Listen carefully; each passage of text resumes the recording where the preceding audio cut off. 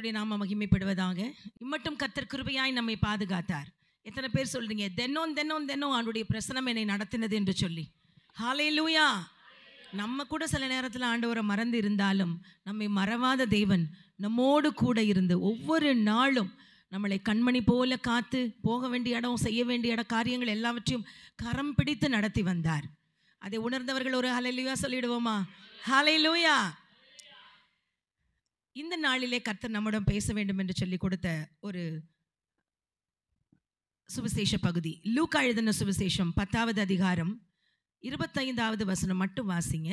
அப்பொழுது நியாயசாஸ்திரி ஒருவன் எழுந்திருந்து அவரை சோதிக்கும்படி ஒரு கேள்வி கேட்கிறான். நியாயசாஸ்திரி அப்படின்னும் போது நமக்கு இங்கிலீஷ் வெர்ஷனில் வாசிக்கும் போது he was a lawyer.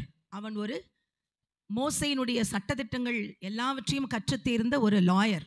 அந்த லாயர் ஏசப்பா கிட்ட ஒரு கேள்வி கேட்குறாரு. போதகரேனா இங்கிலீஷில் டீச்சர். ஒரு லாயர் ஒரு டீச்சர்கிட்ட கேட்குறாரு ஒரு கேள்வி. ஒரு லாயர் ஒரு டீச்சர்கிட்ட ஒரு கேள்வி கேட்குறாரு. என்ன கேட்குறாரு தெரியுமா? போதகரே, நித்திய ஜீவனை சுதந்திரித்துக் கொள்ளும்படி நான் என்ன செய்ய வேண்டும்? கேள்வி கேட்டால் எப்பொழுதுமே நம்மக்கிட்ட பதில் தான் நம்ம எதிர்பார்ப்போம், அப்படி தானே? கேள்வி கேட்டால் நமக்கு பதில் தான் வரணும். திருப்பி கேள்வி கேட்டால் நமக்கு கோபம் வரும். பொதுவாகவே இந்த கேள்விக்கு பதில் கேள்வி கேட்குறது லாயராக தான் இருப்பாங்க. நிறைய பேசுகிற பிள்ளைங்களை பாருங்கள், வீட்டில் சொல்லுவாங்க, பேசாமல் நீ லாயர் ஆகிடு, நிறைய ஆர்கியூ பண்ணுற, நிறைய கேள்வி கேட்குற அப்படின்னு சொல்லுவாங்க. இங்கே ஒரு லாயர் டீச்சர் கிட்ட, ஜீசஸ் கிரைஸ்ட் கிட்ட ஒரு கேள்வி கேட்கிறான். நித்திய ஜீவனை சுதந்திரித்துக் கொள்ளும்படி நான் என்ன செய்ய வேண்டும்? இந்த கேள்விக்கு ஆண்டவர் நேரடியாக பதில் சொல்லலை. அந்த கேள்விக்கு அவனுக்கு திருப்பி ஒரு கேள்வி கொடுக்கிறார். என்ன கேள்வி கேட்கிறார்? 26 வாசிங்க. அதற்கு அவர்,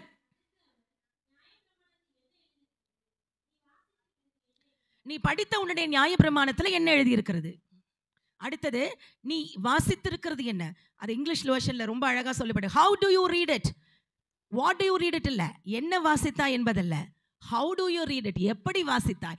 நீ வாசித்து எடுத்த, நீ கற்றுத் தேர்ந்த உன்னுடைய நியாயப்பிரமாண புஸ்தகங்கள் எல்லாவற்றையும் நீ எப்படி படித்தாய்? நம்ம கேட்போம்ல பிள்ளைங்கள்ட்ட, படிச்சுட்டு அப்படின்னா எப்படி படிச்சிருக்க? நல்லா படிச்சிருக்கியா? ஃபுல்லாக படிச்சிருக்கியா?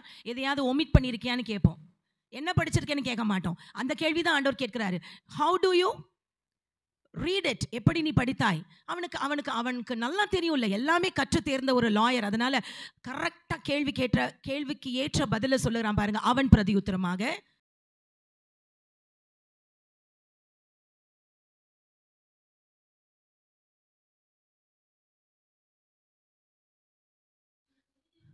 பிரதான 2 கட்டளைகளையும் ஆன்சராக சொல்லிட்டான். ரொம்ப அழகாக சொல்லிட்டான். முதலாவது, உன் முழு இருதயத்தோடும், உன் முழு ஆத்துமாவோடும், உன் முழு பலத்தோடும், உன் முழு சிந்தையோடு யாரிடம் அன்பு கூற வேண்டும்? உன் படைத்த தேவனாகிய கர்த்தரிடத்தில் அன்பு கூற வேண்டும். இரண்டாவது, உன்னிடத்தில் அன்பு கூறுவது போல பிறனிடத்திலும் அன்பு கூறுவாயாக. முடிஞ்சிருச்சு. 2 பிரதான கற்பனைகளை சொல்லி கேள்விக்கு ஏற்ற பதிலை சொல்லிட்டான். ஆன்சர் கிடைச்சிருச்சு.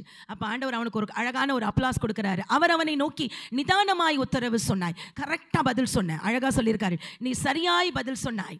You have answered me very correctly. பியூட்டிஃபுல்லாக சொல்கிறார் ஆண்டவர். அந்த வசனம் பாருங்க. Jesus said to him, you have answered correctly. நீ சரியாய் பதில் சொன்னாய், அதனால do this habitually and you will live. நீ என்ன சொன்னியோ அதை செய், அப்பொழுது நீ வாழ்வாய். அவனுடைய கேள்வி நித்திய ஜீவனை குறித்தது. நான் அதை சுதந்திரித்துக் கொள்வதற்கு, என்றென்றும் வாழ்வதற்கு நான் என்ன செய்ய வேண்டும் என்ற கேள்விக்கு அழகா ஒரு பதில் சொன்னார். இப்போ என்ன சொன்னியோ அதை போய் செய், நீ அப்பொழுது வாழ்வாய், அப்பொழுது பிழைப்பாய் என்று சொல்லுகிறார். தமிழ் அப்பொழுது பிழைப்பாய் என்கிறது, அப்பொழுது வாழ்வாய் அப்படின்னா you will live forever, you will live eternally. இதுதான் concept. He was not satisfied with his answer.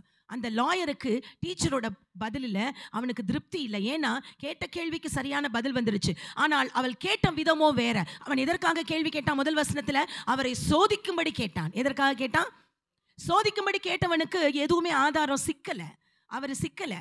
So மறுபடியும் அவன் என்ன செய்கிறான்னா, தன்னை நீதிமான் என்று காண்பிக்க மனதாய் அப்படின்னு இருக்கு. அடுத்த வசனத்தில் பாருங்க, 29, அவன் தன்னை நீதிமான் என்று காண்பிக்க மனதாய் இயேசுவை நோக்கி மறுபடியும் ஒரு கேள்வி கேட்கிறான். இப்பொழுது he wants to justify himself, he wants to vindicate himself. தன்னை தான் செய்தது நியாயம் என்றும், என்னிடம் என்கிட்ட எல்லா விஷயமும் இருக்கு, நான் என்னை ப்ரூவ் பண்ணணும் அப்படின்னு சொல்லிட்டு, நான் கற்றதை விடவா அவருக்கு தெரியும், அவர் என்கிட்ட இந்த இதில் மாட்டி தான் ஆகணும். ஃபர்ஸ்ட் கேள்வியில் அவனுக்கு அது கிடைக்கல. சோதிக்கும்படி கேட்டான், பதில் சரியா இவனே சொல்லிட்டான். கேட்ட கேள்விக்குரிய பதில் யார் சொன்னது?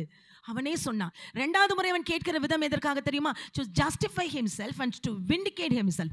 தன்னை நீதிமான் என்று சொல்லி காண்பிக்கும்படியாக இரண்டாவது கேள்வி, ரொம்ப சுவாரஸ்யமான கேள்வி. என்ன கேள்வி கேட்டான்? எனக்கு பிறன் யார்? உன்னிடத்தில் அன்பு, என்ன சொன்னாரு? உன்னிடத்தில் அன்பு கூறுவது போல பிறனிடத்திலும் அன்பு கூறுவாயாகன்னு சொல்லப்பட்டிருக்கிறத சொன்னதே அவர்தான். கற்றுத்தேர்ந்த ஒரு பெரிய மனிதன், நியாய சாஸ்திரி, அவன் தான் சொல்றான் இந்த வசனத்தை. இப்போ அவனுக்கு தெரியாமல் அதை படித்திருப்பான். ஆனா அவன் கேள்வி, இவர் என்ன சொல்லுகிறார் என்பதை பார்க்கலாம். நான் தான் அவரை விட அதிகமான அவன் ஞானி என்று அவன் காண்பிப்பதற்காக, தன்னை நீதிமான் என்று காண்பிப்பதற்காக, ரைச்சியஸ் பர்சன் என்று காண்பிப்பதற்காக கேட்ட கேள்விதான், எனக்கு பிறன் யார்? உன்னிடத்தில் அன்பு கூறுவதுவல்ல பிறனிடத்திலும் அன்பு கூறுவாயாகன்னு சொல்லிட்டீங்கல்ல, எனக்கு பிறன் யாருங்க? யார்கிட்ட நான் அன்பு கூறணும்? இப்போ ஆண்டவர் அந்த கேள்விக்கு மிக அழகாக ஒரு அற்புதமான ஒரு உவமையோடு கூட பதில் கூறுகிறார். நிறைய இடங்களில் நம்ம பார்க்குறோம் சுவிசேஷங்கள், ஆண்டவர் சீஷர்களும் மற்ற யார் கேட்டாலும், பரிசேயர் சதுசேயர் எவர் கேள்வி கேட்டாலும் என்ன அந்த கேள்விக்கு ஸ்ட்ரெயிட்டாக பதில் சொல்றதை விட ஒரு உவமையோடு கூட சொல்லுகிறார். இந்த உவமை எதுக்கு? அந்த பேரபிள்னு சொல்லுவோம். அந்த பேரபிள் எதுக்குன்னா அவங்களுக்கு ஈஸியாக விளங்கி கொள்ளும்படியாக, அவங்க கான்டெக்ட்ல இருந்து, அவங்க வாழ்கிற வாழ்க்கையிலிருந்து, அவர்களுக்கு தெரிந்த சம்பவங்களிலிருந்து, அவர்களுக்கு தெரிந்த விஷயங்களிலிருந்து ரொம்ப ஈஸியாக அவங்களுக்கு புரியக்கூடிய வகையில் சொல்றதுக்காக தான் இந்த ஊமைகளை கர்த்தர் யூஸ் பண்ணுகிறார். இயேசு கிறிஸ்து இந்த இடத்துல ஒரு ஊமை சொல்லுகிறார். வாசி. ஒரு மனுஷன் எருசலேமிலிருந்து எரிகோவுக்கு போகிறான். போகிற வழியில் யார் கையில் அகப்பட்டான்? கள்ளர் கையில் அகப்பட்டான். ராபர்ஸ் அப்படின்னு சொல்லுகிறாங்க. அவர் என்ன பண்ணுறாங்க? அவனை வஸ்திரங்களை உரிந்து கொண்டு அவனை காயப்படுத்தி அவனை குற்றுயிராய் விட்டு விட்டார்கள். குற்றுயிர் அப்படின்னு சொன்னா கிட்டத்தட்ட சாகிற தருணம், மறிக்கிற தருணம். பாதி தான் உயிர் இருக்கு. அவனிடம் என்ன இல்லை? வஸ்திரங்கள் இல்லை. வஸ்திரங்கள் எல்லாம் உறிஞ்சிட்டாங்க. கையில் உள்ள எல்லாத்தையும் அவன் இருந்திருக்கெல்லாம் பிடுங்கிட்டாங்க. இப்போ அவன் பாதி இறந்தவனாக அல்லது நேக்கடா, அதாவது நிர்வாணமானவனாக கிடக்கிறான். இதுதான் அவங்க வேதத்தில் நம்ம வாசிக்கிறோம். இப்போ சொல்லப்படும் பொழுது இந்த டிராவலர் இருக்கான்ல, பயணம் செய்கிறவன், எதிலிருந்து எருசலேமிலிருந்து எரிகோக்கு போகிற இவனை பற்றின எந்த டீட்டெயில்ஸுமே கிடையாது. ஒருத்தன் போனா அவன் இந்த மாதிரி ஒரு கள்ளர் கையில் ஆகப்பட்டு இப்படி ஒரு நிலை காணான் அப்படிங்கிறது மட்டும்தான் இருக்கு. இப்போ நம்ம போயிட்டு இருக்கோம்னு வச்சுக்கோங்க, ரோட்ல நம்ம காரில் போனாலும், டூ வீலரில் போனாலும், நடந்தே போனாலும் ஒரு ஆக்சிடென்ட்டோ ஏதோ ஒன்று பார்க்குறோம். ஏதோ ஒரு வகையில் ஒரு ஆள் கிடக்கிறான் அப்படின்னா அந்த ஆள் யார் என்பதை நம்ம எதை வச்சு கண்டுபிடிப்போம்? அவர் எப்படிப்பட்டவராக இருக்கும், இவர் யாராக இருக்கும் அப்படின்னு கண்டுபிடிக்கிறதுக்கு ரெண்டு விதங்கள் இருக்குது. ஒன்று, அவர் போட்டிருக்க ட்ரெஸ்ஸை பார்ப்போம். Right, identity is from their clothes. இரண்டாவது, அவர்கள் பேசுகும் பொழுது இவங்க இப்படிப்பட்டவங்கன்னு தெரிஞ்சுக்கலாம்.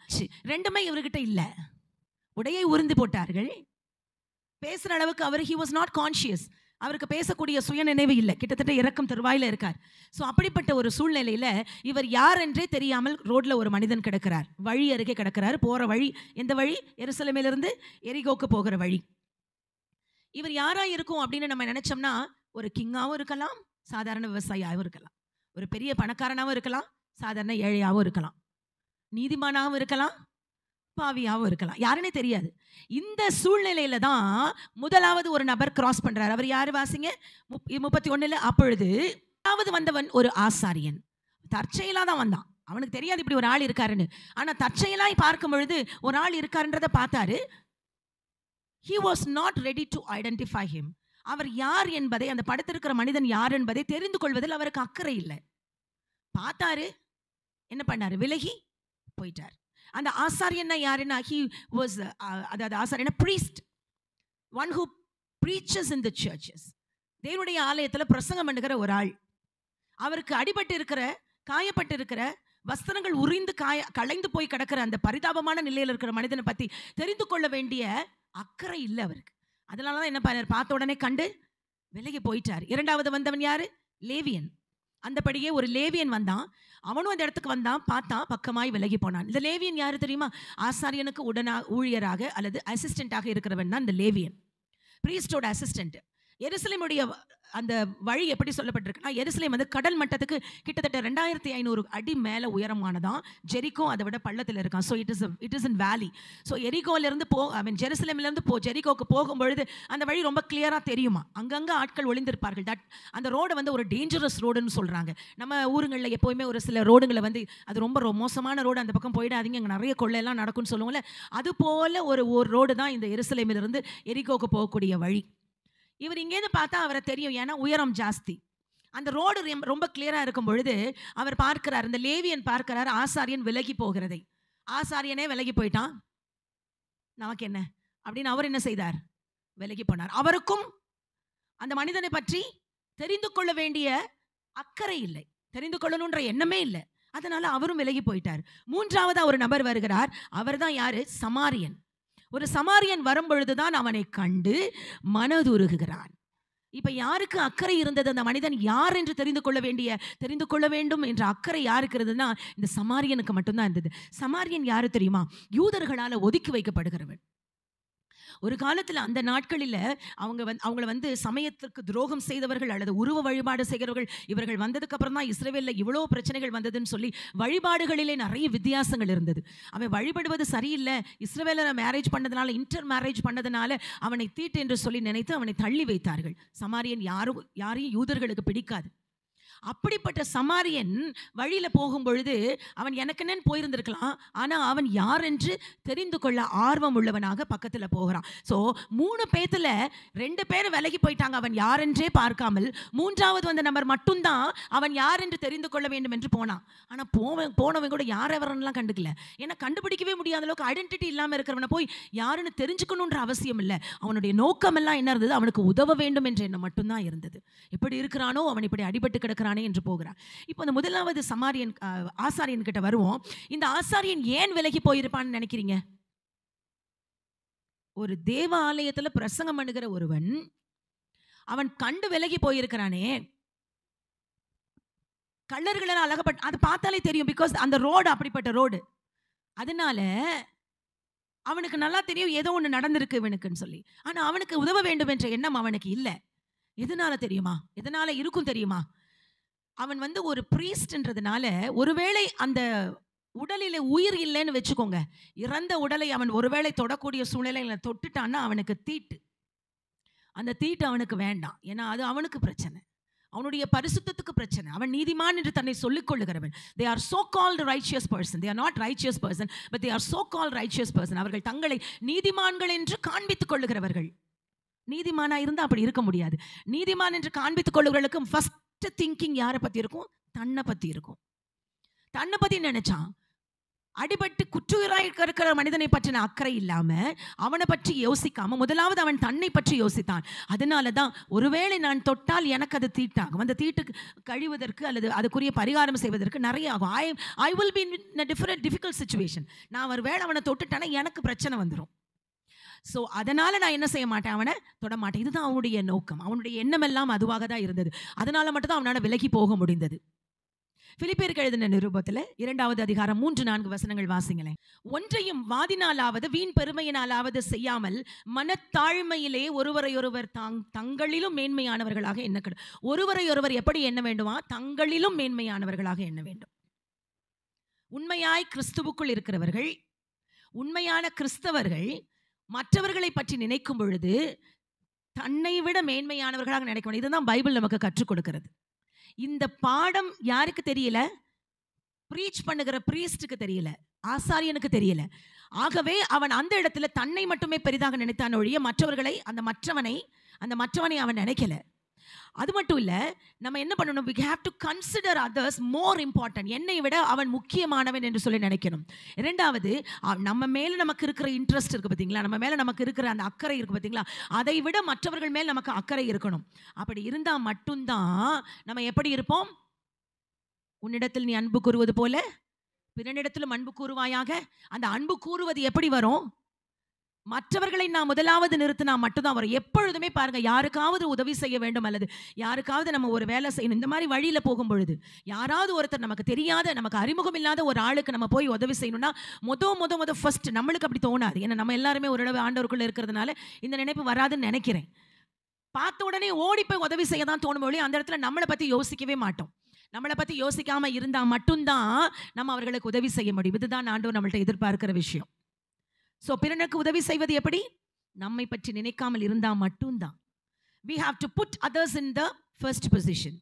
நமக்கு முன்னதாக. இது ரொம்ப கஷ்டமான விஷயம். பேசுறதெல்லாம் ஈஸியாக தான் இருக்கு, ஆனால் ப்ராக்டிக்கலாக யோசிச்சு பார்க்கும்போது நமக்கு ஒரு சூழ்நிலையில் இந்த வேலை செஞ்சேன்னா, இந்த உதவி அவங்களுக்கு செஞ்சேன்னா நான் போய் சிக்கல்ல மாட்டிப்பேன் அப்படின்னு தோணுச்சுன்னா நம்ம செய்ய மாட்டோம். அந்த சூழ்நிலைகளிலும் ஆண்டவர் என்ன எதிர்பார்க்கிறாருன்னா, நம்ம முதலாவது அவர்களை வைத்து இரண்டாவது நம்மை பற்றி யோசிக்க வேண்டும். நம்முடைய பிரச்சனைகளை முன்னாடி யோசித்தோம்னா நம்ம உதவி செய்யக்கூடிய நிலையே மனதே நமக்கு வரவே வராது. குற்றுயிராக இருக்கிறவனை பார்க்கும்பொழுது நமக்கு ஓடி போய் உதவி செய்ய தான் தோணணுமே ஒழிய, அந்த நேரத்தில் எனக்கு பிரச்சனை வரும்னு தோணுனது தான் ஆசாரியனுக்கு. ஆசாரியனுக்கு அப்படி ஆக்சுவலாக தோணி இருக்கக்கூடாது. இந்த உவமையை ஆண்டவர் யார்கிட்ட சொன்னார்? ஒரு லாயர் கிட்ட, ஒரு நியாய சாஸ்திரிட்ட. இப்போ அவன் அந்த கதை கேட்குறான், இந்த உவமையை கேட்குறான். அவன் என்ன நினைப்பான்? ஆசாரியனா தள்ளி போகிறவன் ஆசாரியனா என்ன செய்யணும்? உதவி செய்யணும் அப்படின்னு நினைப்பான். ஆனால் இங்கே எல்லாம் மாறுதலாக இருக்குது. உதவி செய்ய வேண்டிய ஆசாரியன் என்ன சொல்லிட்டான்? தள்ளி போயிட்டான், விலகி போயிட்டான். ரெண்டாவது லேவியன் ஏன் விலகி போனான்? ஆசாரியனை பார்த்தான், அதனால இவன் விலகி போனான். அவனுக்கும் அந்த இடத்துல இவனை முக்கியப்படுத்த வேண்டும் என்ற எண்ணம் இல்லவே இல்லை. Loving your neighbor means treating your neighbor how you want to be treated. ரெண்டாவது பாயிண்ட். முதல்ல நம்ம என்ன சொன்னோம்? Loving your neighbor என்னன்னா, you have to put the other person on the right position or in front of you. ரெண்டாவது, யாருக்கு நம்ம treat பண்ணணும், என்ன ட்ரீட் பண்ணணும்னு நினைக்கிறோமோ நம்ம அவங்களை எப்படி ட்ரீட் பண்ணணும்னா, நம்ம எப்படி ட்ரீட் பண்ணணும்னு நினைக்கிறோம், நம்மளை மற்றவங்க எப்படி ட்ரீட் பண்ணணும்னு நினைக்கிறோம், அதை போல் அவங்கள ட்ரீட் பண்ணணும். சரி, அதே பொசிஷனில் நம்ம இருக்கோம்னு வச்சுக்கோங்க. ஒன்றும் இல்லை, நம்ம சிம்பிளாக நமக்கு புரிகிற மாதிரி சொல்லுவோம். நம்ம போகும்போது ஏதோ வண்டியில், டூ வீலர்லேயோ கார்லேயோ ஏதோ ஒரு ஃபால்ட் ஆகிடுச்சு, பெட்ரோல் இல்லை ஆர் எல்ஸ் ஏதோ ஒரு பிரேக் டவுன் ஆகிடுச்சு. நம்ம ரோட்டில் நிற்கிறோம், ஹைவேஸில் நிற்கிறோம். பார்த்துட்டு போகிறவன் எல்லாமே பார்த்துட்டு அவன் பாட்டுக்கு சல்லு கிராஸ் பண்ணி போனால் நம்மளுடைய இருதயம் எப்படி இருக்கும்? நம்ம அந்த இடத்துல நிற்கிறோன்னு வச்சுக்கோங்க. நம்ம போகிற ஆள் இல்லை, நிற்கிற ஆள். நம்ம நிற்கிறோம், அப்போ தான் முழுசாக புரியும். நம்ம நிற்கிறோம், நம்மளை தாண்டி போகிற ஒரு வெஹிக்கிளும் நம்ம பார்த்துட்டே இருப்போம். என்னன்னு பார்ப்போம்? இவன் நிற்க மாட்டானா? இவர் நமக்கு உதவி செய்ய மாட்டாரா? வண்டி ஸ்லோவாக வருதே, நிற்கிற மாதிரி வருதே, சல்லுன்னு போயிட்டே இருப்பான். அந்த சூழ்நிலைகள் நம்முடைய மனநிலை எப்படி இருக்கும்? தவிப்போம்.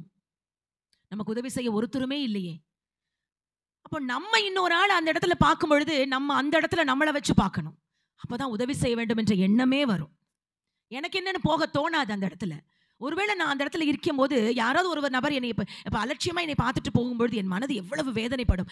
அதே மாதிரி தானே அவருடைய நிலையும் இருக்கும். அது இங்கே படுத்திருக்கிற ஆளுக்கு கான்ஷியஸ்னஸே இல்லை. He was not so alert. அவர் கிட்டத்தட்ட இறந்த தருவாயில் இருக்கிறார். குற்றுயிராய் விடப்பட்டார், வஸ்திரமே இல்லாமல் காயப்பட்டு உள்ள எல்லாத்தையும் உரிந்து கொண்டு இருக்காங்க. இப்படிப்பட்ட ஆறு ஆளை பார்க்கும்போது நம்மளால் விலகி போக முடியுமா? நிச்சயமாக முடியாது. அப்படி இருக்கக்கூடாது. உண்மையான கிறிஸ்தவர்களுக்கு அப்படி ஒரு எண்ணம் வரவே கூடாது. ஸோ லவ் யோர் நெய்பர் அப்படிங்கிறது அதுதான். You have to treat that neighbour the way that you want you to be treated. நீ எப்படி ட்ரீட் பண்ணப்பட வேண்டும் என்று விரும்புகிறாயோ அதே போல நீ அந்த நபரை ட்ரீட் பண்ண வேண்டும். அதுதான் ஆண்டவர் எதிர்பார்க்கிறது. ஒருவேளை அவங்க அவசரமான வேலையாக போகலாம். போகிறவங்க எல்லாருமே இப்போ போயிட்டு இருக்கோம்ல, ஒருவேளை நான் கேட்குறேன், இந்த சூழ்நிலை உங்களுடைய வாழ்க்கையில் இருந்திருக்கான்னு மட்டும் சொல்லுங்கள். ரொம்ப அவசரமாக ஒரு இடத்துக்கு போகிறோம், இந்த இடத்துக்கு போய் ஆகணும் இந்த டைமுக்குள்ளே. அப்போ வழியில் ஒரு ஆள் இப்படி பார்க்குறீங்க நீங்கள், அப்போ நம்ம நிற்கலை, கிராஸ் பண்ணிடுறோம். அப்போ மனசில் நமக்கு தோணும், என்ன தோணும் தெரியுமா? நான் ரொம்ப அவசரமாக வேலைக்கு போகிறேன், அது ஆண்டவருக்கு தெரியும். நான் என்ன அவசரத்தில் இருக்கேன்னு ஆண்டவருக்கு தெரியும். அதனால நான் இங்கே தப்பு பண்ணலை. ஒரு எக்ஸ்கியூஸ் நம்மளே நம்ம கொடுத்துக்குவோம். இந்த இடத்துல நான் இந்த உதவி செய்யாததற்கு, செய்யாமல் இருக்கிறதுக்கு இது ஒரு காரணம், நம்மளை நம்ம சாட்டிஸ்ஃபை பண்ணுறதுக்காக. இது கண்டிப்பாக நம்முடைய வாழ்க்கையில் சில நேரங்களில் நடந்திருக்கலாம். ஒருவேளை அப்படி இவ்வளவு நாள் இருந்தாலும் இனிமேல் அதை பற்றி யோசிக்க, திங்க் அபவுட் இட். மாறுங்கன்னு நான் சொல்லலை, திங்க் அபவுட் இட். ஏன்னா பிரசங்கத்தை கேட்டு உடனே அப்படியே இமோஷனல் ஆகி உடனே நான் மாறிட்டேன் அப்படிங்கிறது நிலைக்காது, ரொம்ப நாள் ஓடாது. உண்மையாக மனசில் யோசிக்கணும். இது மாதிரி ஒருவேளை உங்கள் லைஃப்பில் ஏதாவது ஒரு விஷயம் அப்படி நடந்திருக்கலாம். யாரோ ஒரு நபருக்கு உங்களுடைய உதவி தேவைப்பட்டு இருக்கலாம். நீங்கள் போனால் அதை செய்ய முடியும்னு உங்களுக்கு நல்லா தெரியும். ஆனால் முதல் நபர் என்ன நினைச்சாருன்னா, நான் போகிறதுனால எனக்கு பிரச்சனை வந்துடும், அதனால நான் போக மாட்டேன். இரண்டாவது நபர் என்ன நினைச்சாருன்னா, நான் போய் செய்யணும்னு இல்லை, யாரோ ஒருத்தர் செய்வாங்க, ஏன்னா எனக்கு ரொம்ப அவசரமான வேலை இருக்குது, நான் செய்யாமல் இருக்கேன் பார்த்தீங்களா அந்த உதவி, அதுக்கு என்கிட்ட பல காரணங்கள் இருக்குது. ஸோ நான் அதை பற்றி கவலைப்பட வேண்டிய அவசியம் இல்லை. இரண்டு நபர்களுமே அப்படிப்பட்டவர்கள், அந்த ஆசாரியனும் சரி அந்த லேவியனும் சரி. அப்படி ஒரு நினைப்பில் தான் அவங்க போகிறாங்க. நம்ம லைஃப்பில் ஏதாவது அப்படி ஒரு சூழ்நிலைகளில் இருந்திருந்தா இப்போ யோசிச்சு பார்த்து ஞாபகம் வச்சுக்கோங்க. இனிமேலாவது அப்படி ஒரு சூழ்நிலை நம்ம வாழ்க்கையில் வராதபடி பார்த்துக்கொள்வோம். ஏன்னா தேவன் அதை விரும்புகிறதில்லை. மூன்றாவதாக வந்த அந்த சமாரியன் வேலை இல்லாதவன் நினைக்கிறீங்களா? அவனுக்கு ஒரு வேலை இல்லை, அவன் பாட்டுக்கு ரோட்டில் சும்மா திரிஞ்சிட்டு இருப்பானா? இல்லையே. ரோட்டில் போகிற எல்லாவனுக்குமே ஒரு வேலை இருக்கும். அவன் அந்த வழியாக போகும் பொழுது அந்த நபரை பார்த்த உடனேயே அவனுக்கு ஒன்னே ஒன்று தோணுச்சுங்க. என்ன தெரியுமா தோணுச்சு? என்னுடைய உதவி அவனுக்கு தேவை, அவ்வளோதான். இந்த இடத்துல வேற யாருமே இல்லை, நான் மட்டும் தான் இருக்கேன், என்னை விட்ட யாரும் இல்லை. nobody can help him without except me. அதனால என்ன பண்ணான்? உடனே ஓடி போய் செஞ்சான். சமாரியன் வந்து என்ன செய்கிறான், அவனை கண்டு மனதுருகுகிறான். முதலாவது அவனை பார்த்த உடனே அவருடைய மனதில் ஒரு கம்பேஷன் வருகிறது, ஒரு இரக்கம் வருகிறது. ஐயோ இப்படி கிடக்கிறானே, அவனுக்கு நான் ஏதாவது செய்யணுமே. போன உடனே அவனை கண்டு மனதுரு கிட்ட போய் அவனுடைய காயங்களில் என்ன போட்டான், எண்ணெயும் திராட்சரசமும் வார்த்து காயங்களே கட்டுகிறான். ஃபர்ஸ்ட் எய்ட் பண்றான். எண்ணெயும் திராட்சரசமும் வந்து அவ்வளோ ஒரு ஆன்டிசெப்டிக்கா. அது போட்ட உடனே அந்த காயத்துக்கு முதலுதவி எப்பவுமே செய்வோம் இல்லை, ஒரு காயத்தை பார்த்த உடனே ஃபர்ஸ்ட் எய்ட் பண்ணி தான் கொண்டு போவோம். அதே போல் அவன் முதலுதவி செய்தான். அவனுக்கு வேண்டிய அந்த டைமுக்கு என்ன தேவையோ அதை உடனடியாக அவன் செய்தான். அதை செஞ்சு அவனுடைய காயத்துக்கு பேண்டேஜ் போட்டான், ஆயில் போட்டான், வைன் போட்டான், எல்லாம் முடிச்சான். இந்த ஆயில் அண்ட் வைன், இந்த எண்ணெயும் இந்த திராட்சரசம் எதற்கு அடையாளம் தெரியுமா? To worship the God in the altar. பலிபீடத்தில் வார்க்கப்படுகிறது அது. ஆகவே அது தேவனுக்கு உகந்தது. அது தேவனை வர்ஷிப் பண்ணுவதற்கு ஒரு அடையாளம். It's an act of worship. It's a kind of act of worship. He did it. அதை அவன் செய்தான். முதலாவது அவருக்கு தேவையானது என்னவோ அதை செஞ்சுட்டான்.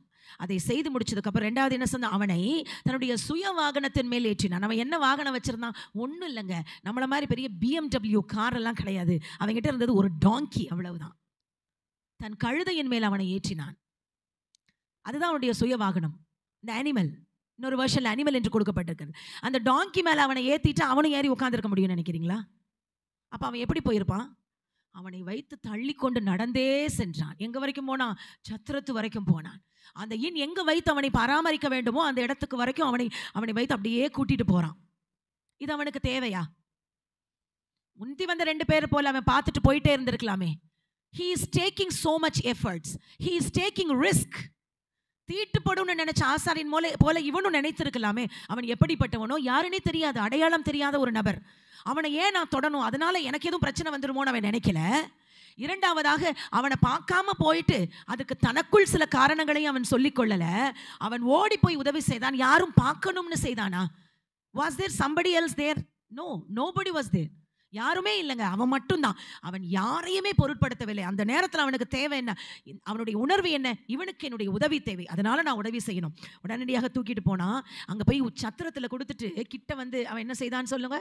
அவன் கிளம்புனது மறுநாள். அந்த நாள் முழுவதும் அவனோட தங்கி இருந்துட்டு மறுநாள் கிளம்பும்போது அப்படியே வந்துட்டோமே, விட்டுட்டோமே, அவங்க பார்த்துப்பாங்கன்னு சொல்லி போகலை.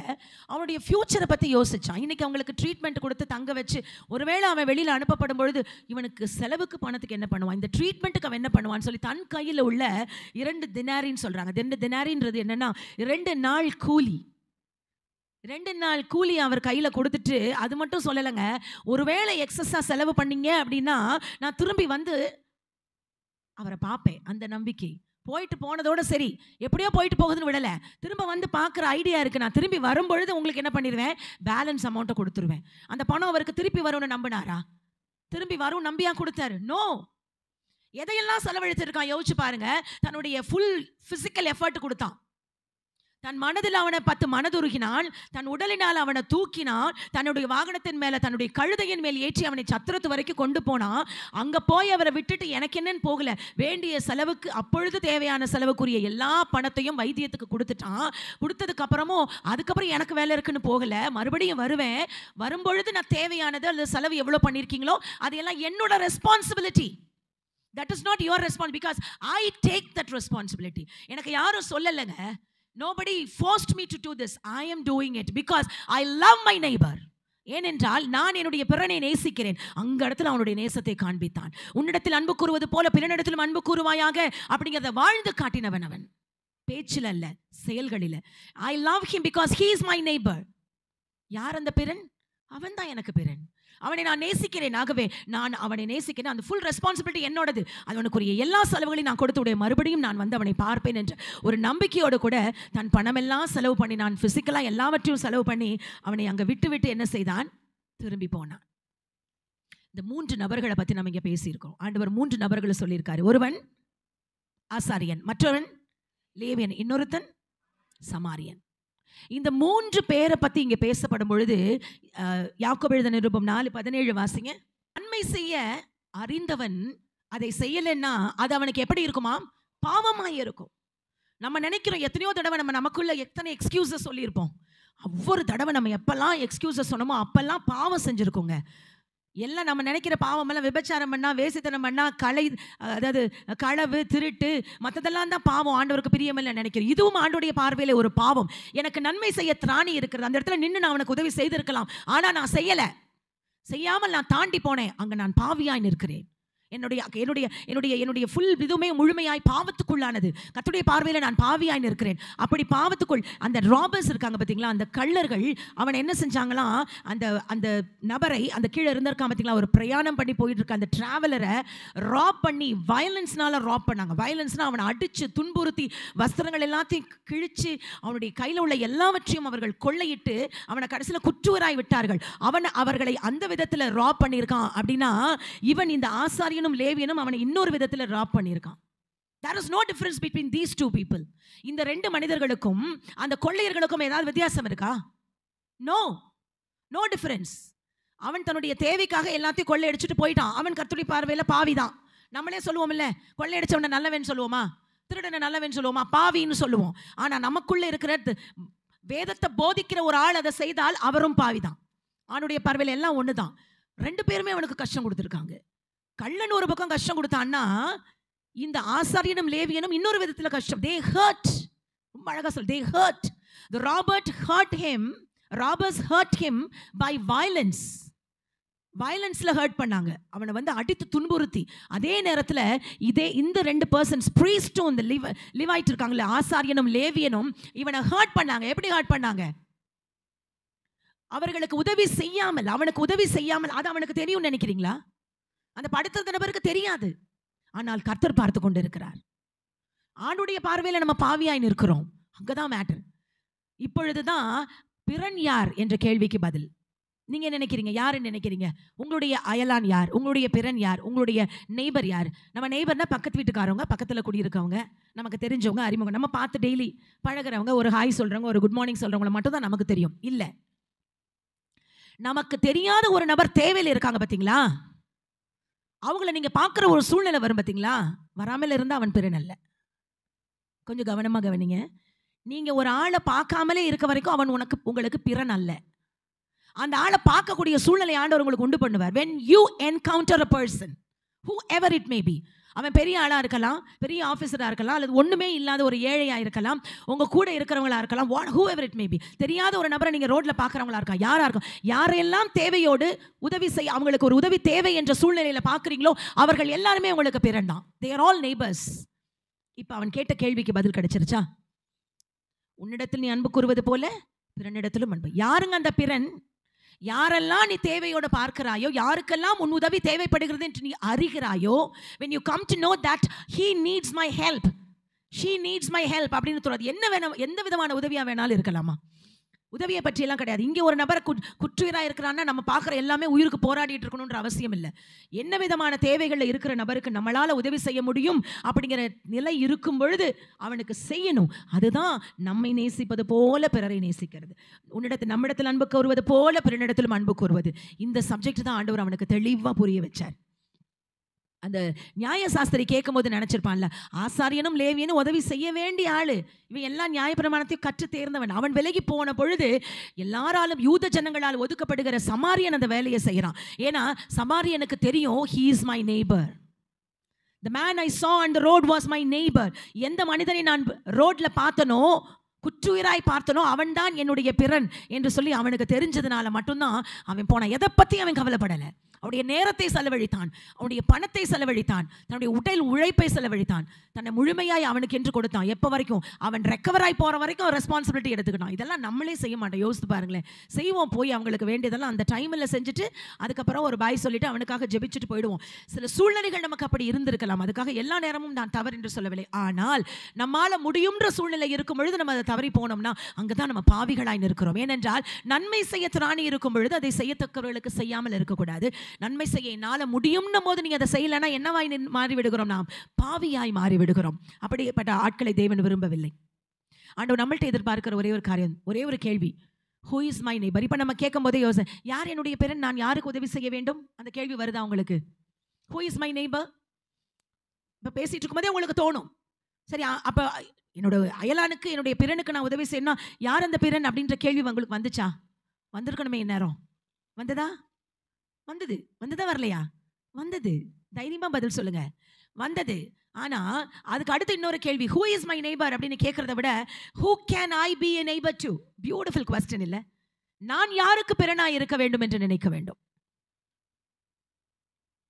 அவன் எதிர்பார்க்கிற பிறன் நான் தானே. நான் பிறனாய் இருக்கிறதுக்கு, அதாவது தமிழ்ல சொல்லும்போது பிறன்றது ஒரு மாதிரி வித்தியாசமான ஏதோ தமிழ் வார்த்தையே இல்லாமல் இருக்கு. நெய்பர்னே வச்சுக்கோங்க உங்களுக்கு புரியுற மாதிரி. என்னுடைய நெய்பர் யாரு அப்படின்னு கேட்கிற கேள்வியை விட்டுட்டு நான் யாருக்கு அடுத்து இந்த நாள் நான் யாருக்கு நெய்பராக போறேன்? That's a beautiful question. Can I repeat? ஒரு தடவை திருப்பி சொல்லவா? Who is my neighbor? நீங்க இப்ப காலையில கிளம்புறீங்க. கிளம்பி போகும் பொழுது நான் இன்னைக்கு யாருக்காவது உதவி செய்யணும் ஆண்டவரே, எனக்கு வந்து அந்த என்னோட நெய்பரை காட்டுங்க. ஜெபிப்போமா? ஜெபிப்போம். யூசுவலாக பண்ணுவோம். நான் யாருக்காவது உதவி செய்யணும் ஆண்டவரே. அந்த கேள்வியை மாற்றி ஜெபிக்க போகிறேன். எப்படி தெரியுமா? நான் இன்றைக்கு யாருக்கு நெய்பராக இருக்க வேண்டும் என்று நீர் விரும்புகிறீர் ஆண்டவரே? I want to be a neighbour to everyone. Who ever I meet, யாரெல்லாம் நான் பார்க்கிறேனோ இந்த நாளில் அவங்களுக்கெல்லாம் நான் நெய்பராக இருக்கணும். இதுதாங்க உதவி செய்கிற எண்ணமே. உதவி செய்கிற எண்ணம் மட்டும் தான் மேலோங்கி இருக்கணும். அப்போ தான் நம்ம கற்பனையவே நம்ம நிறைவேற்றணும். உதவின்றது ஏதோ கற்பனைக்கு உதவிக்கும் ஒரு ஒரு வித்தியாசமான இது ஒரு வேற சப்ஜெக்ட், அது வேற சப்ஜெக்ட் கிடையாது. when you read that love your neighbor as you love yourself, அதுதான் இது. மற்றவனை நீ உன்னை நேசிப்பதும் நேசி அப்படின்றது தான் கற்பனை. இந்த கற்பனையை தினம் செய்யணும். நம்ம உதவிங்கிறதுக்கும் கற்பனைகளுக்கும் வேறெல்லாம் கிடையாது. when you live by the word of God, நீங்கள் தேவனுடைய வார்த்தையின்படி வாழ்கிறீர்கள் என்றால் இந்த கற்பனை உங்கள் கூடயே தான் வரணும். you have to be ready at all the time, at any time. இந்த சமாரியன் எப்படி அந்த நேரத்தில் ரெடியாக இருந்தானோ உதவி செய்வதற்கு, அது போல் நம்மளும் உதவி செய்ய ரெடி ஆகணும். என்ன மாதிரி உதவிங்கிறது வேற. இப்போ உதவிகள் எல்லாத்தையும் நம்ம உங்களுக்கு தெரியப்படுத்த முடியாது. இந்த மாதிரி சூழ்நிலைகளை நம்ம கடந்து வந்திருப்போம் இல்லையா? அந்த சூழ்நிலைகளில் யாருக்கெல்லாம் நம்முடைய உதவி தேவையோ அவர்களுக்கு செய்ய வேண்டும். மனதளவில் நிறைய பேசலாம். கஷ்டத்தில் இருக்கவங்களுக்கு நீங்கள் உங்களுடைய டைம் ஒரு ½ an hour ஸ்பெண்ட் பண்ணலாம். நான் பிஸியாக இருக்கேன், இப்போ என்னால் பண்ண முடியாது, நான் அப்புறம் பார்த்துக்கிறேன்னா அதுக்குள்ளே அவன் செத்துருவானே. அவன் ஏற்கனவே குற்றுயிராக இருக்கிறானே. நீ போய் பேசி உன் வார்த்தைகள் அவனை உயிர்ப்பிக்குமே. இதுக்கு தானே ஆண்டவர் உன்னை வச்சிருக்கிறாரு. இதுதானே நம்ம வேலை. நம்ம அந்த நேரத்தில் அதை மிஸ் பண்ணிட்டோம்னா அவருடைய வாழ்க்கை போயிடுமே. அப்போ நம்ம பாவி ஆகிவிடுவேனே. God doesn't want us to be sinners like this way. அதாவது போன வாரம் சொன்னாங்கன்னு நினைக்கிறேன். அதாவது பாவம் செஞ்சுட்டு ஒருத்தன் நரகத்துக்கு போயிடலாம். பாவம் செஞ்சுட்டு ஒருத்தன் நரகத்துக்கு போயிடலாம். ஆண்டுடைய பிள்ளைன்னு சொல்லி உட்காந்து வசனமெல்லாம் கேட்டுட்டு அந்த வார்த்தையில் நிற்காம போய் பாவம் செஞ்சு அல்லது சின்ன சின்ன காரியங்களில் வழுவிலகி ஆவியானவர் இழந்து போய் அது மூலமாக அவன் நரகத்துக்கு போகிறது ரொம்ப கொடுமை. அதே தான் இங்கேயும். வசனங்கள் எல்லாம் தெரியும், வார்த்தைகள் எல்லாம் நமக்கு தெரியும். நான் எந்த பாவமும் செய்யலை, நான் நீதிமான் என்று நம்ம அந்த ஆசாரியன் லேவியன் போல நம்ம காட்டிக்கொள்வதில் அர்த்தமே இல்லை. காட் சீஸ் அவர் ஹார்ட். ஆண்டவருடைய இருதயத்தை பார்க்கிற தேவன். எல்லா நேரத்திலும் நம்ம மற்றவர்களை நேசிக்கிறவர்களாக இருந்தோம் என்றால் அங்கேயே நம்ம வந்து எல்லாம் கிளியர் ஆகிடும். ஏன்னா இந்த பாவத்தில் நம்ம போய் செய்ய மாட்டோம். எந்த பாவத்தை? எல்லாரும் பாவம்ன்றாங்கல்ல, இது பாவம். போய் பேச மாட்டோம், கெட்ட வார்த்தை பேச மாட்டோம், அடிக்க மாட்டோம், கொள்ளைகள் ஈடுபட மாட்டோம், விபச்சார வேசித்தனம் செய்ய மாட்டோம். அதெல்லாம் நம்ம ரொம்ப தெளிவாக இருப்போம். ஆனால் அது எல்லாருக்கும் தெரிஞ்சு போயிடும். நம்ம பாவின்னு முத்திர குத்திடுவாங்க. அதனால் ரொம்ப கவனமாக இருப்போம். பிடிக்குதோ பிடிக்கலையோ கஷ்டப்பட்டாது இருந்துருவோம். ஆனால் இந்த விஷயங்கள் வெளியில் யாருக்கும் தெரிய போகிறதில்ல. நம்ம தானே நமக்குள்ளே தானே அந்த லேம் எக்ஸ்கியூசஸ்லாம் கொடுத்துக்கிறோம். நிறைய நேரங்களில் தவிர்க்கிறோம். நாம் தவிர்க்கிறோம். இந்த தவிர்க்கிறதை நெக்லெக்ட் பண்ணுறோம். those two persons neglected him. அந்த 2 நபர்களும் அவனை நெக்லெக்ட் பண்ணாங்க. நம்மள எத்தனை பேர் நிறைய நேரங்களில் எத்தனையோ நபர்களை நெக்லெக்ட் பண்ணியிருக்கலாம். யோசிச்சு பார்ப்போம். அந்த மாதிரி சூழ்நிலைகள் இனிமேல் நமக்கு வேண்டாம். யாரையும் நெக்லெக்ட் பண்ணாதீங்க. உங்களுடைய மைண்டில் you have to be ready to help anybody. யாருக்கு வேணாலும். அது யாராக இருக்கும்னு நினைக்கிறீங்க? நான் போய் எப்படி how can I find my neighbour அடுத்த கேள்வி. என்னுடைய பிறனை, என்னுடைய அயலானை, என்னுடைய நெய்பரை நான் போய் எப்படி கண்டுபிடிக்கணும்? ரொம்பலாம் நீங்கள் அவசரப்படாதீங்க. அதாவது கஷ்டம்லாம் படாதீங்க, ரொம்ப மெனக்கட்டுலாம் போகாதீங்க. நீங்கள் போகிற வழியில் உங்கள் கூட குறுக்க வருவாங்கங்க. நீங்கள் தினம் பார்ப்பீங்க அவங்கள. நீங்கள் ஒர்க் பண்ணுற இடத்துல பார்ப்பீங்க, நீங்கள் போகிற வழியில் பார்ப்பீங்க, உங்கள் ஃபேமிலியில் பார்ப்பீங்க. உங்கள் கண்ணில் ஆண்டவர் அவங்கள காட்டுவாங்க. பஸ்ஸில் போகிறீங்களா, பஸ்ஸில் உங்கள் கூட ட்ராவல் பண்ணுவாங்க. அவங்கள் தான் அந்த நெய்பர்.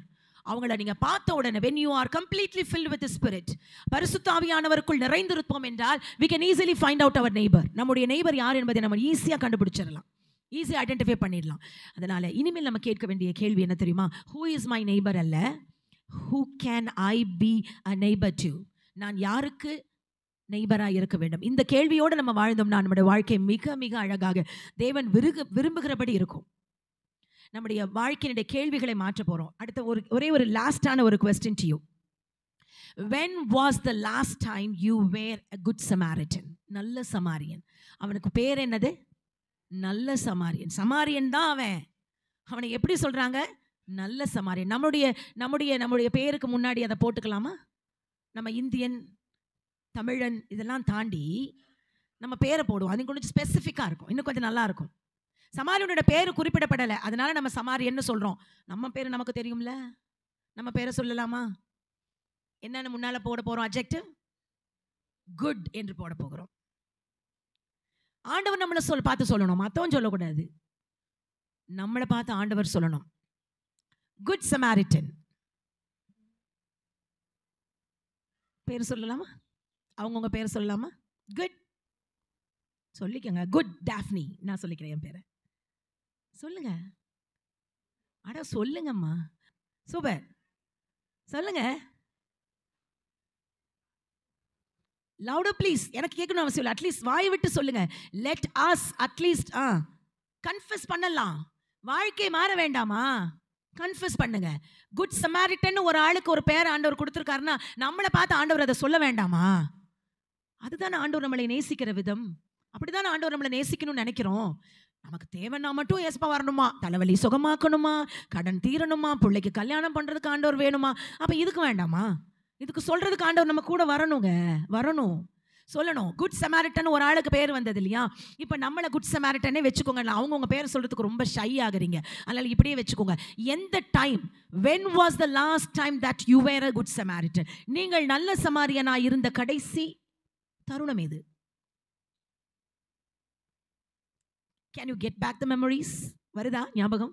ஞாபகம் வரலைன்னா நீங்கள் வீட்டில் போய் அட்லீஸ்ட் இன்னைக்கு நைட்டுக்குள்ள ஒரே ஒரு சின்ன இது ஹோம் ஒர்க்னு எடுத்துட்டாலும் சரி, ப்ராஜெக்ட்னு எடுத்துட்டாலும் சரி, என்ன டேர்ம்ஸ் உங்களுடையது, ஒரே ஒரு வேலை நீங்கள் செய்யுங்க. பிகாஸ் இதை கேட்டுட்டு இந்த காதில் வாங்கி இந்த காதில் விட்டுட்டு அடுத்த நாளைக்கு மறந்துட்டு போகக்கூடாது இல்லை? அதுக்காக சொல்கிறேன்.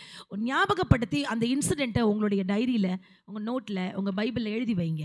எந்த நாள் கடைசியாக நீங்கள் செஞ்சீங்கன்னு. ஃப்ரீக்குவென்சி அதிகமாக இருந்தால் நல்ல ஞாபகம் இருக்கும். ரைட்? ஃப்ரீக்குவெண்ட்டாக செஞ்சுக்கிட்டு இருந்தோம்னா அது ஞாபகம் இருக்கும். இப்போ மாது செஞ்சோம்னா மறந்துடணும். அதுக்காக நம்மளுக்கு எப்போ பார்த்தாலும் போகிற வழியில் ஒருத்தர் அடிபட்டு கிடக்கணும்னு அர்த்தம் இல்லை. அது அடிபட்டவனாக தான் இருக்கணும்னு அவசியம். உங்கள் கூட இருக்கவங்களில் எத்தனையோ நபர்களுக்கு உங்களுடைய தேவை இருக்கிறது. பர்சனல் லைஃப்பை உங்ககிட்ட ஷேர் பண்ணுறவங்க, உங்களுடைய பர்சனல் லைஃப்பை ஷேர் பண்ணுற மாதிரி உங்களுடைய வாழ்க்கை இருந்திருக்கிறது. அப்படி இருந்தால் மட்டும் சொல்லுங்கள். ஒருத்தராக இருந்தாலும் 2 பேராக இருந்தாலும் பரவாயில்ல. இருக்காங்களா? Good good. You are trustworthy person அர்த்தம். யார் ஒருத்தர் உங்களை நம்புகிறார்களோ அவர்கள் தான் உங்கள்கிட்ட பர்சனல் லைஃப்பை ஷேர் பண்ணுவாங்க. என்ன நம்பிக்கை? நம்ம இவங்கள்ட்ட சொன்னோம்னா அங்கே டோர் ஷட் ஆகிடும், அடுத்த ஆளுக்கு போகாது. என்னுடைய ப்ராப்ளமுக்கு அவங்களுக்கு சொல்யூஷன் கொடுக்க முடியும். நீங்கள் போய் அந்த ப்ராப்ளம்குள்ளே நின்று எல்லாத்தையும் செய்யணும் அப்படிங்கிறது கூட கிடையாது. At least by your words you can console them. உங்களுடைய வார்த்தைகள் மூலமாய் அவர்களுக்கு நீங்கள் ஆறுதல் கொடுக்கலாம். ஏன்னா உங்களுடைய வார்த்தைகள் நிச்சயமாய் உங்களுடையது அல்ல. That is all the words by your Holy Spirit that you have got in you. உங்களுக்குள் இருக்கிற பரிசுத்த ஆவியுடைய வார்த்தைகள் அது. அதனால் அந்த வார்த்தைகள் நிச்சயமாய் அவர்களை தேற்றும். உங்கள்கிட்ட 2 சொட்டு கண்ணீர் விட்டால் அவங்களுக்கு ஒரு ஆறுதல் கிடைக்குதுல. ஏன்? Because you are consoling by the Holy Spirit, the help of the Holy Spirit. அந்த இடத்துல நீங்கள் அவர்கள் உதவி செய்கிறீர்கள். அங்கே you are a good Samaritan. அந்த இடத்துல நீங்கள் நல்ல சமாரியனாக இருக்கிறீர்கள். எல்லாமே வழியில் இருக்கவங்களுக்கு நடக்கணும்னு இல்லை. இதெல்லாம் நம்முடைய லைஃப்பில் நடக்கும். பக்கத்தில் இருக்கவங்க, காய்கறி விற்கிறவங்க, வெண்டர்ஸ் எத்தனை பேர் நம்ம வீடுங்களுக்கு வர்றாங்க, அவங்ககிட்டலாம் பேசுங்க. நீங்கள் அன்பாக பேசுங்க, இறங்கி போய் அவங்களுடைய நிலையில் நின்று பேசுங்க. You should have empathy. Sympathy யார் வேணாலும் பண்ணலாம். போகிறவன ரோட்ல ஐயோ பாவமே அடிபட்டு கிடக்கிறானே, ரொம்ப வலிக்குமே, அச்சோ கஷ்டப்படுறானே, யார் வேணாலும் சிம்பத்தைஸ் பண்ணலாம். But except God children nobody can empathise a people. ஆண்டவருடைய பிள்ளைகளை தவிர யாராலையும் அவங்க மேலே எம்பத்தின்னா என்னன்னா அந்த இடத்துல நின்று பார்க்கறது. இந்த சூழ்நிலையில் நான் இருந்தால் என்ன செய்வேனோ அதை செய்கிறது அவங்களுக்கு. நான் கஷ்டப்படும் போது வந்து எல்லாரும் கேட்கணும்னு நினைக்கிறோம்ல. எவ்வளோ செல்ஃபிஷ் பாருங்க. நம்ம கஷ்டப்படும் போது ஒரு ஆள் கேட்கல, அவங்க அதை மறந்துட்டு சாதாரணமாக பேசிட்டாங்கன்னா நம்ம நினைப்போம்ல, இவ்வளோ பெரிய பிரச்சனையில் நான் இருக்கேன்னு தெரியுது, ஒரு வார்த்தையை அவர் கேட்குறாரா பாரு நினைப்போம்ல. அப்போ மற்றவங்கெல்லாம் நம்மளை கேட்கணும், நம்ம மற்றவங்களை கேட்குறோமா? நம்ம மட்டும் மறந்துட்டு போகிறதுக்கு நிறைய காரணங்கள் சொல்லுகிறோம். இதுதான் ஆண்டவர் நம்மள்ட்ட எதிர்பார்க்கிற ஒரு விஷயம். ஸோ அந்த கடைசி கேள்வி மறுபடியும், when was the time I was a good Samaritan?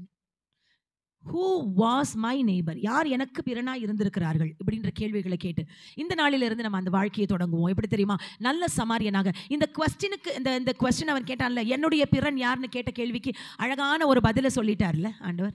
இந்த பதிலுக்கு மேலே வேறு எதுவும் வேணுமா? அடுத்து அதெல்லாம் சொல்லிட்டுக்கு அப்புறமா சுவாரஸ்யமான ஒரு வார்த்தை சொல்றாரு பாருங்க. லாஸ்டா கள்ளர் கையில் அகப்பட்டவனுக்கு இந்த 3 பேரில் எவன் பிறனாய் இருந்தான்? எவன் பிறனாய் இருந்தான்? அழகான கேள்வி இல்ல? 3 பேரை நான் உனக்கு சொல்லிட்டேன், 3 பேர் செஞ்சதே சொல்லிட்டேன். உனக்கு பிறன் யாருன்னு ஒரு கேள்வி கேட்டில்ல, இப்ப அந்த கேள்விக்கு நீயே பதில் சொல்லு. இந்த 3 பேரை சொன்னேன்ல, இதுல யார் பிறன்? Who is? யார் பிறன்? சமாரியன் தான், நல்ல சமாரியன் அப்படின்னு கேள்வி கேட்டுட்டு அவனுக்கிட்ட இருந்து பதில் என்ன வந்துச்சு பாருங்க. அவன் சமாரியன் கூட சொல்லல. அந்த 3 நபர்களுடைய பெயர் கொடுக்கறதுக்கு ஒருத்தன் ஆசாரியன், ஒருத்தன் லேவியன், ஒருத்தன் சமாரியன். ஆனா அவன் சமாரியன் ஆண்டவரே அப்படின்னு சொல்லல. அவன் அதை புரிஞ்சுக்கிட்டான். he grasped all the points. அதை மனசுக்குள் வாங்கினதுனால அவன் சொன்ன பதில், அவனுக்கு இரக்கம் செய்தவனே. so whoever is doing great things and compassionate things to people, he is called neighbor, he is called good Samaritan. அந்த கேள்விக்குரிய பதில் வந்தோடனே அடுத்த ஆண்டவர் சொல்ற, நீயும் போய் அந்தபடியே go and do likewise, அதே போல நீயும் போய் செய். முடிச்சிட்டார். கேள்விக்குரிய பதில் அவனுக்கு கிடைத்தாயிற்று. அழகான ஒரு உவமையில கர்த்தர் பிறன் யார் என்பதை அவனுக்கு விளங்க பண்ணினார். இப்போ நமக்கு கூட நிறைய நேரங்களில் இந்த பிறனையும் நேசி அப்படிங்கிறது எப்படிப்பட்ட கான்செப்டில் எடுத்துக்கிறதுன்னு தெரியாமல் இருந்திருக்கலாம். இந்த நாளில் நம்முடைய நெய்பர் யார் என்று தேடுகிறத விட்டுட்டு நான் யாருக்கு நெய்பராக போகிறேன்னு தேட ஆரம்பிப்போம். அப்பொழுது நிச்சயமாய் நம்ம எந்த இடத்துலையும் தவறவே வாய்ப்பில்லை, தவறவே மாட்டோம். தேவன் நமக்கு எப்படி நம்ம வாழணும்னு விரும்புகிறாரோ அதே போல வாழ்க்கையை நிச்சயமாய் நம்ம வாழ்வோம். எல்லாரும் கண்களை மூடி அப்படியே கர்த்தருடைய சமூகத்தில் நம்மளை ஒப்பு கொடுத்து ஜெபிக்க போகிறோம். எனக்கு அருமையான தேவ பிள்ளைகளே, அவர் சொன்னது போல நான் எப்பொழுதும் மற்றவர்களுக்கு உதவி செய்கிறவனாய், அவர் என்னிடத்தில் என்ன எதிர்பார்க்கிறாரோ அதை செய்யத்தக்கதாக, என்னை நேசிக்கிறது போல நான் பிறனையும் நேசிக்க உம்முடைய கரங்களில் என்னை ஒப்பு கொடுக்கிறேன் என்று சொல்லுவோம். அநேக நேரங்களில் நம்முடைய தேவைகள், நம்முடைய பிரச்சனைகளையே பார்த்து கொண்டு அவருடைய கற்பனையை நாம் தவறவிடுகிறோம். இந்த நாளில் அவர் சொன்னபடி என் பிறனுக்கு நான் உதவி செய்ய, எனக்கு என்ன செய்கிறேனோ அதையே அவர்களுக்கும் செய்யத்தக்கதாய் என்னை அர்ப்பணிக்கிறேன் என்று சொல்கிறவங்கெல்லாம் உங்கள் கைகளை உயர்த்தி அப்பாவை பார்த்து காட்டுங்க. ஆண்டவரே, நீங்கள் என்னெல்லாம் செய்ய சொல்கிறீங்களோ அதெல்லாம் செய்வதற்கு என்னை ஒப்பு கொடுக்கிறேன். கைகளை கீழே போட்டுக்கொள்ளும். கிருபை இரக்கம் நிறைந்த எங்கள் நல்ல தகப்பனே, உம்முடைய கற்பனை சொல்லுகிறது மற்றவர்களையும் எங்களைப் போல நேசிக்கும்படி இந்த நாளிலும் நாங்கள் கேட்ட வார்த்தையின்படி எங்களுக்கு பிறனானவர்கள் யாராக இருந்தாலும் சரி, நாங்கள் பார்க்கிற தேவையோடு உள்ள ஜனங்கள் யாராக இருந்தாலும் அவர்களுக்கு எங்களால் ஆன உதவியை நாங்கள் செய்யாமல் போக ஆண்டவரே, இந்த நாளில் அப்படிப்பட்ட இருதயத்திலிருந்து எங்களை மாற்றுங்க. நாங்கள் செய்யணும்ப்பா. எந்த நிலைமையில் யாருக்கு தேவை என்றாலும் எங்களால் முடியுமானால் அவைகளை செய்யத்தக்கதாக ஆண்டவரே, எங்களுக்கு செய்ய திராணி இருக்கும்போது அதை செய்யாமல் அதை கடந்து போகாதபடி ஆண்டவரே, அந்த ஆசாரியனும் லேவியனும் பக்கமாய் விலகி போனது போல நாங்கள் உதவி செய்ய வேண்டியவர்களுக்கு செய்யாமல் நாங்கள் போகாதபடி இந்த நாளில் எங்களை ஒவ்வொருவரையும் ஒப்புக் கொடுக்கிறோம். கரங்களை உயர்த்தின ஒவ்வொருவருக்காகவும் ஜெபிக்கிறோம். ஆண்டவரே, நல்ல சமாரியனாய் உம்முடைய கற்பனையை கை கொள்ளுகிற பிள்ளைகளாய் ஒவ்வொரு பிள்ளைகளையும் கர்த்தர் ஆசீர்வதிப்பீராக. உங்கள் கரம் அவர்களோடு கூட இருக்கட்டும். ஆண்டவரே, கர்த்தர் உம்முடைய பிள்ளைகளை பலப்படுத்துங்க. உம்முடைய கற்பனைகளை கை கொள்ள, உம்முடைய வசனங்களை பின்பற்ற, உம்முடைய வார்த்தைகளின்படி நடக்க நீர் உதவி செய்யும். வந்திருக்கிற ஒவ்வொரு பிள்ளைகளையும் ஆசீர்வதியும். உம்முடைய கிருபை ஆண்டவரே பிள்ளைகளை நிரப்பட்டும். உடைய இரக்கம் ஒவ்வொருவரையும் மூடும்படியாய் ஜெபிக்கிறோம். எல்லாவற்றிலும் உடைய பிள்ளைகளை நிரப்பி நடத்துவீராக. உடைய ஆசீர்வாதத்தினால் நிரப்புங்க. அவர்களுடைய இருதயம் முழுவதும் உடைய சமாதான சந்தோஷத்தால் நிரப்பப்படும்படியாய் ஜெபிக்கிறோம். வந்திருக்கிற ஒவ்வொரு மேலும் கர்த்தருடைய கரம் வந்து இறங்கட்டும். உடைய பாதுகாப்பினால ஆண்டவரே, உடைய கரத்தினாலே உடைய பிள்ளைகளை நடத்தி ஆசீர்வதி. இயேசுவின் நாமத்தில் கேட்கிறோம் எங்கள் ஜீவனுள்ள நல்ல பிதாவே. ஆமேன், ஆமேன். என் ஆத்துமாவே கர்த்தரை ஸ்தோத்திரி, என் முழு உள்ளமே பரிசுத்த நாமத்தை ஸ்தோத்திரி. என் ஆத்துமாவே கர்த்தரை ஸ்தோத்திரி, அவர் செய்த சகல உபகாரங்களையும் மறவாதே. நம்முடைய கர்த்தராக இயேசு கிறிஸ்துவின் கிருபையும் பிதாவாகிய தேவனுடைய அன்பும் பரிசுத்தாவியானுடைய அந்நியுநேக்கமும் சமாதானமும் சந்தோஷமும் நம் அனைவரோடும் இன்றைக்கும் என்றைக்கும் சதா காலங்களிலும் இருப்பதாக. ஆமேன், ஆமேன். அல்லேலூயா, அல்லேலூயா, அல்லேலூயா. எல்லாருக்கும் ஸ்தோத்திரம். My God bless you.